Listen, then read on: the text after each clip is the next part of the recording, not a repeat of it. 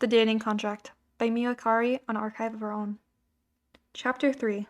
The Date. Ah, free at last! Marinette yawned and stretched her arms above her as she curled up on her couch after a night of patrolling. School done for the week? Check. Homework done? Check. Patrol done? Check. She laughed to herself as she kicked her feet up in the air and leaned back on her couch, grabbing a macaron from her plate her father had brought upstairs earlier. Just as she reached for her phone to scroll through some memes, she heard a knock at her window. What now? She turned around, annoyed at her me-time had been interrupted. She locked eyes with Cat Noir, whose grinning face stared back through her window. She pointed up towards the ceiling, signaling him to meet her on the balcony. On instinct, Tiki quickly hid into Marionette's pajama pants pocket as Marionette went up to her roof. Hey, kitty. What's up? No patrol today? She grabbed his hand as he helped her up. Yeah, we finished early. Ladybug's been rushing off after patrols and deaccumulations recently. I think the jealousy is getting to her. He laughed and danced around happily. If only you knew, she ran home just to see you again, Marionette thought to herself, before turning her attention back to him. Haha, well, you've seen me. Here I am, so you can go ahead and head home now. She tried to win back the mini vacation she was in the middle of. What? No. Have you forgotten about our date? Cat Noir pouted. Date? Marionette tilted her head, wondering when she had ever agreed to go on a date with him. In the rulebook, Cat Noir reminded her. Oh, the date, yeah. Yeah, that date, I remember. Which is why you're in your pajamas? Cat Noir looked her up and down. Hey, not all of us can just say a few words and magically look good, Marionette protested. Oh, so you think I look good? Cat Noir leaned into her face and smirked. Shut up, and close your eyes. I'll get dressed quickly. She pushed him away from the door before closing it and quickly changed into the same clothes she had been wearing earlier that day. She placed Tiki in her bag and swung it over her shoulder as she climbed back up to her roof. All right, let's go, she said, standing in front of him. Excuse me while he began before swooping her up in his arms. Hold on tight, he instructed. Marinette threw her arms over his neck and felt as his hands had gripped her body. He quickly jumped off from the roof, making his way to the Eiffel Tower.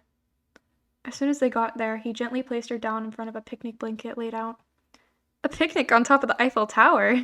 Isn't this a little too much for a fake relationship? Nope. I'd do this and more for a ladybug. So pretend you're a ladybug. Would you like it? He smiled at her and opened his arms towards the setup. Marionette stepped closer and looked around to fully grasp the scene. The perimeter of the picnic blanket was decorated in rose petals and candles. In the center of the blanket was a single rose on top of a picnic basket. What's in there? She pointed at the basket.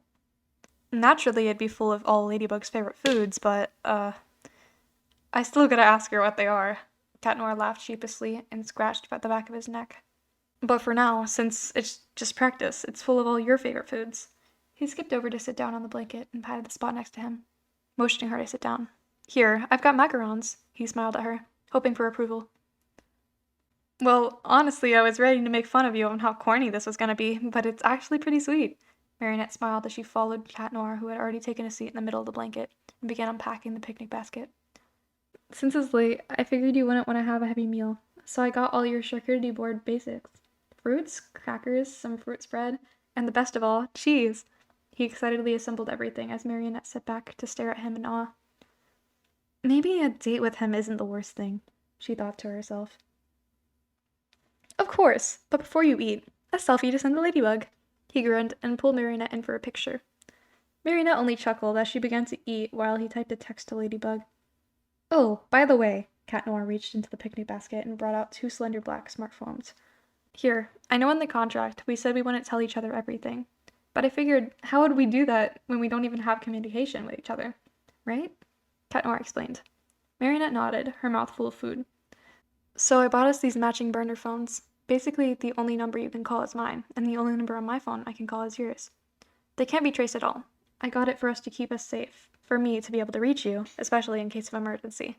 He handed her one of the phones and put it in his pocket. Thanks, but how did you even get a hold of something like this? Marionette casually fed him a cracker with cheese as she took the phone from him and looked it over. I might have a little bit of money, but that's all I can say. If I reveal anything else, I might give you a clue as to who I really am. He laughed and swallowed the soft cheese. I get it. No need to explain. Thanks anyway. It's a really thoughtful gift. Next time I'll be sure to bring you something else. Marionette smiled as she put the phone into her bag. Already that excited for a second date, Princess? Cat Noir teased. You wish! Marionette rolled her eyes at him and got up to lean on the railing and stare at the city lights. It felt weird watching his friend like this. Maybe it was the fact that for once in his life he didn't feel self-conscious about being with a friend. There was nothing to tie him down to reality, just him and her up there, and nothing but the moon to bear witness. What is this feeling in my stomach? In my heart? It feels funny, like butterflies. Maybe I should lay off the cheese, Cat Noir thought to himself. He pushed the weird new thoughts out of his head and turned his focus back to Marionette, who was pointing up at the sky and naming constellations. I could get used to this, he muttered softly. What? I didn't hear you. Marionette turned around and shouted at him. I said I love you, he joked. Yeah, I hate you too.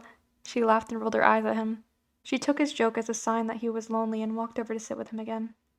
She wished with all her heart that they could enjoy a date like this as Ladybug and Cat Noir, but until she was ready to reveal her identity to him, Cat Noir and Marionette would have to do. Let's finish up before my parents notice I'm missing, she said as she sat down to assemble another cheese cracker. Sure thing, Princess, Cat Noir responded and joined her in eating. He smiled as she began to tell stories of her friends in school. He knew almost all of these stories by heart, especially because he was there to witness more than half of them. It was funny to watch her be herself, around him. Around Adrien, she seemed so uncomfortable. Maybe someday they'd sit together and enjoy a picnic as Adrien and Marionette. But for now, Cat Noir and Marionette would have to be enough for him.